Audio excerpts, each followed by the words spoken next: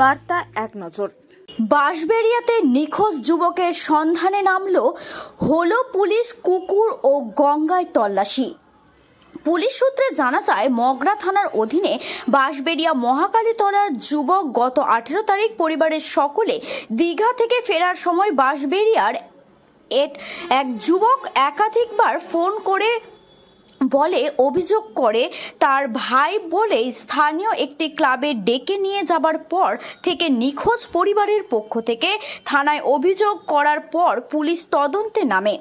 ওই এলাকা থেকে এক যুবককে গ্রেফতার করে পুলিশ। চুঁচুড়া আদালতে তোলা হলে বিচারক 10 দিনের জন্য পুলিশি রিমান্ডে পাঠায়। যুবকের সন্ধানে গতকাল বিকেলে পথ অবরোধ করে স্থানীয় বাসিন্দারা।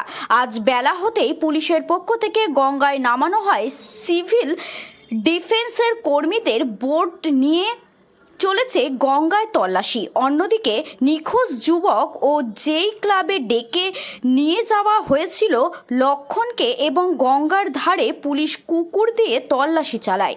Bureau report.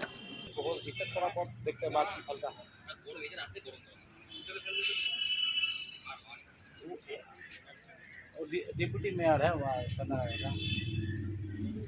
तो ये सब है कलकत्ता का। ये रचना बनर्जी लॉकेट, ये सब माने जिला तो उनका से लोग बात ही नहीं करते, सब कलकत्ता ही देख लेता है। শিবুদা ডেকেছে ফোন করে বারবার। বেরোতে গেছিলাম আমরা দীঘা দিয়ে আসছিলাম, তো শিবুদা বারবার ফোন করেছে যে লক্ষ্মণ আয়, তো এই জরুরি মিটিং আছে।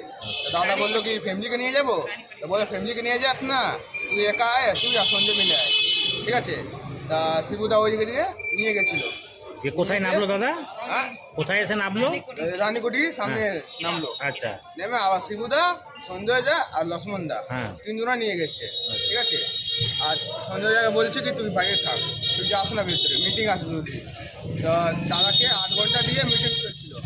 আবার সঞ্জয় দা বললো কি আমি বাড়ি চলে যাবো, বলছি কি না তুই যাস না, তোকে ছেড়ে দেবো বাড়িতে, ঠিক আছে। আর তারপরে দিয়ে ফোন সুইচ অফ, মনে হয় মেরে ফেলে দিয়েছে না বেঁচেছে। এখন পর্যন্ত দাদা খোঁজ নেই? না না, কি দরজা একটাই, পিছন দিক দিয়ে বেরোনোর কোনো জায়গা ছিল? একটাই দরজা আছে। এটা তো বেরোতে, সামনে দিয়ে বেরোতে তো সঞ্জয় দেখতে পেতো। না না, সঞ্জয় দেখেছে কি ও বেরোচ্ছে, ওকে মানে বাড়িতে ছেড়ে দিয়েছে, ছেড়ে আবার দাদাকে নিয়ে গেছে। ওকে নিয়ে গেছে না স্বার্থে, মানে লক্ষ্মণ দাদা বলছে তুই এগিয়ে থাক, আমি সঞ্জয়কে ছেড়ে আসছি, ঠিক আছে। আবার সঞ্জয়কে ছেড়ে দিয়েছে, তারপরে দাদাকে নিয়ে গেছে। আর সঞ্জয় দা দেখছিল শিবুকে চেনে, শিবুকে চেনে আর 2 জনকে চিনে। ওইখানে ছেলে ছিল 2 জন, এই 2 জন অন্ধকারে থাকছিল, ঠিক আছে। তাদেরকে চেনে না, তাদেরকে মানে ছবি দেখলে চিনতে পারবে।